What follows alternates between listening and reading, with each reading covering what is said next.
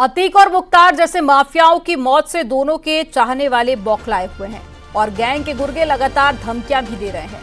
पहले बांदा जेलर को धमकी मिली थी, अब बीजेपी नेता को कॉल कर लिस्ट में नाम होने पर धमकी दी गई है।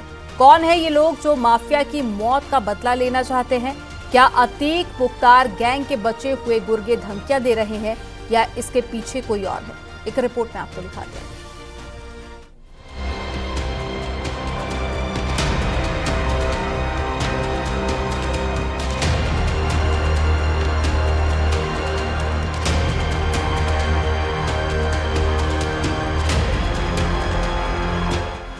माफिया की मौत से कौन बौखलाया है?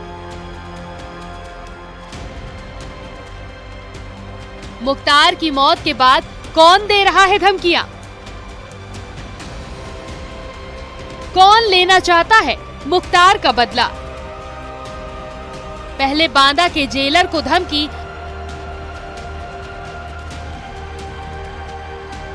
अब बीजेपी विधि प्रकोष्ठ के नेता को धमकी। बांदा में मुख्तार अंसारी की मौत के बाद बांदा जेल अधीक्षक को जान से मारने की धमकी मिली ही थी कि अब बांदा के भाजपा नेता मुदित शर्मा को जान से मारने की धमकी मिल गई है, जिससे पुलिस महकमे में हड़कंप मच गया है। माफिया मुख्तार की मौत के बाद IS 191 गैंग के गुर्गे बौखलाए हुए हैं। अपने आका की मौत को साजिश समझ रहे अपराधी मुख्तार की मौत का बदला चाहते हैं, लेकिन हैरत की बात है कि कोई भी अपराधी योगीराज में खुलकर सामने आने की हिम्मत नहीं जुटा पा रहा। एनकाउंटर का डर सता रहा है, इसीलिए अपराधी व्हाट्सएप पर धमकी खेल रहे हैं। अप्रैल को सुबह 10:21 पर बांदा के भाजपा नेता मुदित शर्मा के पास व्हाट्सएप कॉल आती है और उससे कहता है कि तुम्हारा नाम हिंदू आतंकवादी संगठन के सदस्य के रूप में नाम सामने आया है और अतीक भाईजान और मुख्तार भाईजान की हत्या में बांदा के पंडितों की साजिश है। तुम लोग टारगेट में हो और अब हम तुम लोगों को बताते हैं। जिसके बाद पीड़ित भाजपा नेता मुदित शर्मा बांदा कोतवाली में अज्ञात खालर के खिलाफ मुकदमा दर्ज करा दिया। मुख्तार अंसारी की मौत के बाद जेल अधीक्षक को धमकी मिल रही थी, जिसके बाद हड़कंप मच गया था। अब इलाके के बीजेपी नेता को भी जान से मारने की धमकी दी गई है, जिसके बाद प्रशासन के हाथ पांव फूल गए हैं। इस बार गुर्गे ने बीजेपी नेता मुदित शर्मा को धमकी दी है। जो मुदित शर्मा बोल रहे हैं तो मैंने कहा बोल रहा हूँ। दोनों कहा कि तुम्हारा नाम हमारे पास हिंदू आतंकवादी लिस्ट में के रूप में लिखा है। तो मैंने कहा बोल कौन रहा है? तो उन्होंने कहा कि केवल मेरी बात सुनो और हाँ और नाम उत्तर दो। फोन कट गया। इसके बाद अतीक हत्याकांड इलाहाबाद में हुआ था, जिसके तार कहीं ना कहीं से बांदा से जुड़े हुए थे। उस विषय में चर्चा किया और इधर अभी लेटेस्ट में मुख्तार अंसारी की बीमारी के कारण मौत हुई, उस विषय को चर्चा किया और उन्होंने कहा कि तुम्हारे जिले के पंडितों का इन दोनों की हत्याओं में रोल है। पीड़ित बीजेपी नेता बुंदेलखंड क्षेत्र में सह संयोजक के पद पर है।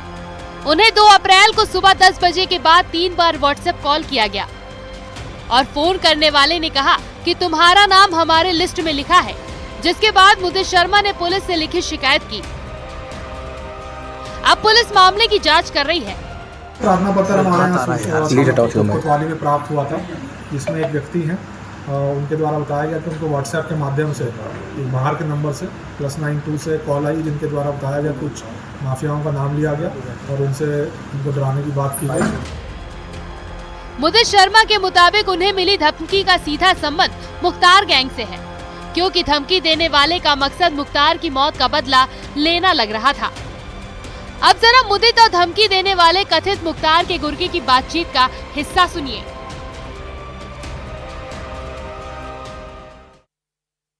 मुदित बोल रहा है। कौन बोल रहे हो? मेरी बात सुन, केवल हाँ या ना में जवाब दे। बोलो। गौर से सुन।